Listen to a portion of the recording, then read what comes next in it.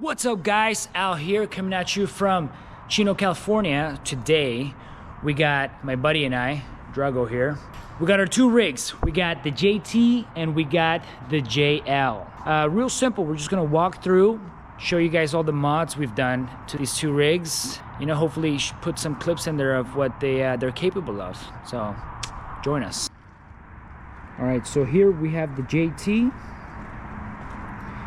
and the JL right next to it. So the JL is mine and the JT is Drago's. So let's go ahead and start with the JT. I'm gonna walk around, point out some of the things we've done to it and why. So let's start here at the front bumper. So up here in the front, got a Apex Badlands Widge Harbor Freight Special. It's 12,000 synthetic rope with a wireless remote. Thought it was a pretty good deal for, I think at the time it was going around $600. Went ahead and mounted my high lift jack right here too. It's pretty solid, not going anywhere. Up in the front right here, myself and Al over here went ahead and we installed air for our tires. So when it comes to filling up, we went ahead and just chopped this rear area over here because this looks just like this right side.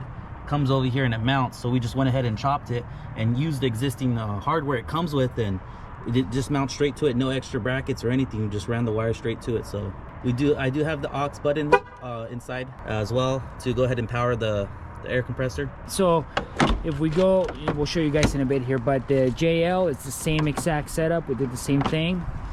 So when we're done off-roading, we can go ahead and air up these tires. So check it out. You can tell we really do go off-roading. They're wrapped in the STT Pros by Cooper 37s. We got the shocks to go along with it. We got the 3.5 Terraflex front and back lift kit on it. So it's a 3.5 inch it's lift? It's the 3.5 inch lift, yes. Okay, so what do you like about this stuff? What, I mean, so this one's cool because that. It's got its little piggyback shock right here, but the nice part is when I have it on road, I keep it on the firm setting, and then all I gotta do is just rotate this knob and it goes to the soft setting. So when I'm off-road, I just go ahead and rotate that knob, put it in the soft setting, and the off-road capability is super comfortable, man. Now, can you tell a big difference when you do that? I mean, is it... So one time I forgot to on the trail, and I was like, wait a second, something's wrong. And it actually really does make a difference. All right, what do we got here? Got the rock sliders to go along with it. I believe this is Fab 4s. All right, so would you say one of the first things to do is got to do that rock slider, right? For sure, rock sliders are the most important in order to not get body damage. So do you speak from personal experience? I do speak from personal experience from this lovely gentleman here that took me out for my first time without rock sliders, and we could show you that damage on the other side. All right, so I actually had my JL first for maybe about a year or so. I mean, I've been doing off-roading, and then I told this guy to get it, and he ended up getting the JT. We go out, he came out, it literally your second day owning this Jeep, huh? It was the second day. It smelled brand spanking new, and let's go see. That was kind of the reason why I went with this style, is to hide that damage. But yeah, I mean, there you go. And this was on the second day of owning the Jeep. All right, let's continue. What do we got at the front here? We got a light bar and the Pro Comp side 4x4 LEDs. Did you do any welding or any? No, that's just a bracket that you could buy online. I forget the brand of that. Alrighty, nice, yeah. Nice. What at the top here we got? What? We got the best top. This one's awesome, man. You just hit the clips on the inside and it folds straight out. It's great. In the summer is real nice, right? In the summer, it's awesome. Moving on to the back is where I kind of focused most of my monies. I mean, obviously, look at that. Wow. You've put a lot of money and time into this, right? Yeah, so what we got here is the Z-Roads roof rack for the back. And it's pretty cool because this is one of the only racks, or at the time it was only one of the racks that had these where you could pull these pins and it rotates up, and then you could put the pins up here and still allow you access in the back right here to go ahead and reach for stuff. And at the time it was great. I loved it. It also comes with all these lights as well, included with when you buy it online. I went ahead and welded these up. There's just like grab handles, and also for when we're going off-road, we could just wrap our rope around it, our tow rope. In the back, I also have it set up for my snowboard when we go off-season. Also went ahead and welded these bars up right here. So these are pretty cool because this is like perfect for when it comes to off-roading and minimizing what you take exactly and having the most space possible. So you just pull these pins out from up top, When you pull the table, slides right out. So the reason we did this is we had gone to the Rubicon Trail 3 years ago, right? 3 years ago. 3 years ago. It takes what, 2-3 days to cross. You know, we're off-roading during the day. We go ahead and set up camp and we start making our tacos at night. But we're all just standing there. We figured we need some kind of table to kind of put all our food in and make sure we can cut up our cilantro and all that stuff. Yep. So, I mean, it's perfect. Look at that. It doesn't take up really any space. No.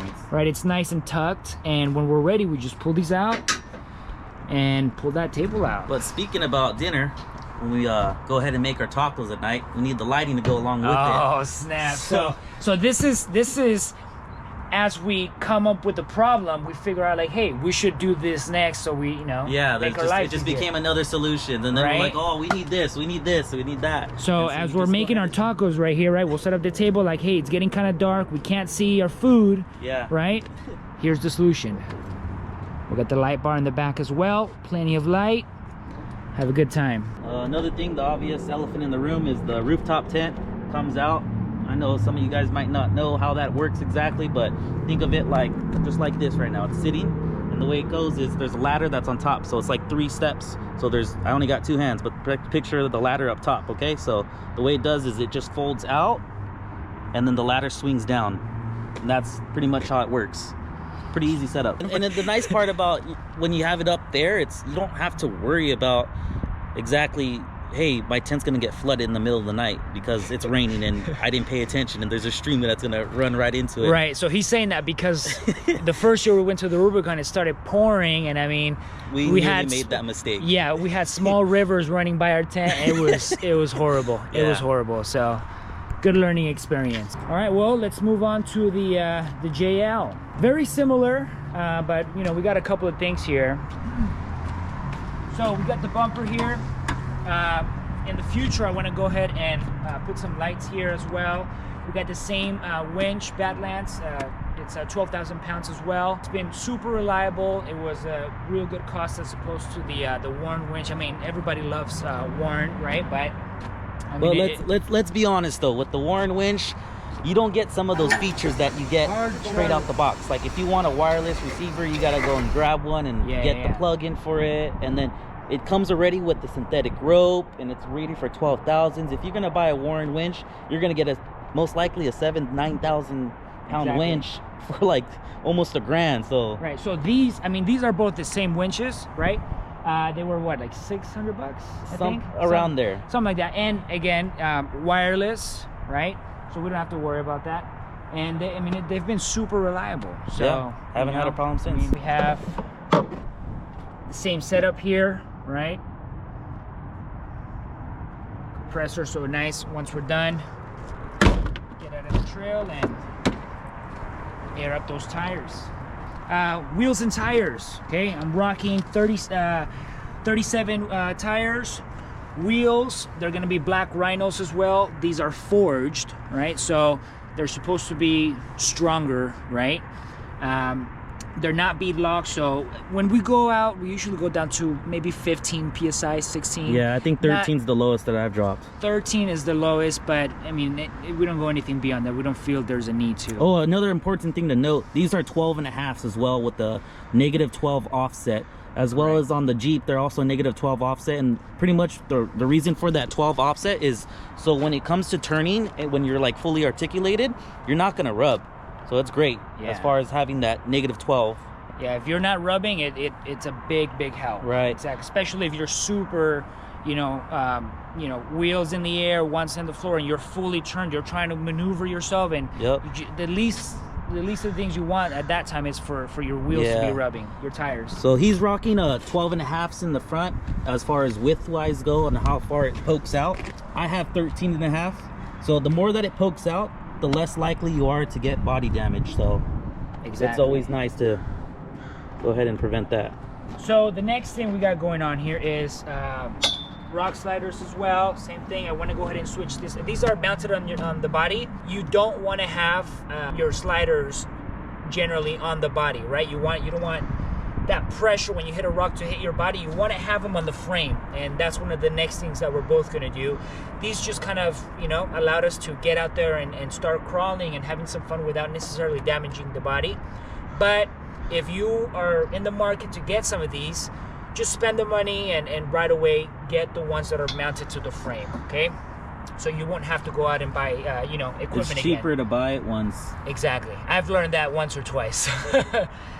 Next thing I got going on here is the actual lift, a suspension. So mine is actually a 4.5-inch lift, okay? And we got the Falcon shocks here. I had a 3.5 before this, and it was the rough country, and they were pretty rough. I would say I would definitely not ever buy rough country again. I started having issues where the tires started wearing out unevenly, and suspension dropped even a little bit, and it was just a big headache. So we just went with Terraflex 4.5-inch, and they've been real nice to this point. So don't get us wrong, we're not trying to bash rough country at all, maybe just a little. But when it comes to that brand or other brands, just honestly stick to what, you know, works, because last thing you want to do is be stuck out there on the trail for something silly. So buy it once, not twice. All right. Next thing, this is the most recent thing I've done to it. We went ahead and put this roof rack. I just really like it. I really enjoy that it has the lights here all around. So we haven't plugged those in yet, but obviously we plan to, and it's just really nice to have that extra lighting while we're out on the trail. And believe it or not, we got this on off-road. We did. I paid $400 for it, or $300, but I mean, it's a great buy. And let me ask you a question. Can you still open up your Freedom panels on the front? Yes, I can. Another thing that we've done to it is the exhaust, right? When you're crawling, my previous exhaust, it was literally crunched in like foil paper. I mean, it was bad. So I needed something that's a little more tucked, simple, not necessarily looking for something that's louder or anything like that, but just tucked in, functional. So we went ahead and got this. Once you start going heavier with the tires, right? Bigger tires, they're obviously a lot heavier. The original hinges that come for the rear door on the JL, they're just not, they cannot hold that weight. So went ahead and put the Smeaterbilt holder here for the tire. This one has the capability of holding a 37-inch tire. Okay, I've had it now for 2 years, and I've not noticed the door hanging or anything like that. No issues at all. So I would definitely recommend this this part right here, especially if you're planning to go with a bigger tire. In the future, we're gonna go ahead and go out to probably a place nearby Cleghorn, or maybe up in Big Bear, show you some of the things that these two rigs can do, how they stand up against each other. You know, the JT has some things that are better off than the JL, and the JL has some things that, you know, can beat the JT at. So, you know, it depends on what you're looking for day to day, and what you're looking for when you're out having fun. And we'll just kind of bring that to you with future videos, see which one you'd prefer. Awesome, guys. Well, hope you liked the video. If you do, make sure you comment, let us know what you guys want to see in the future.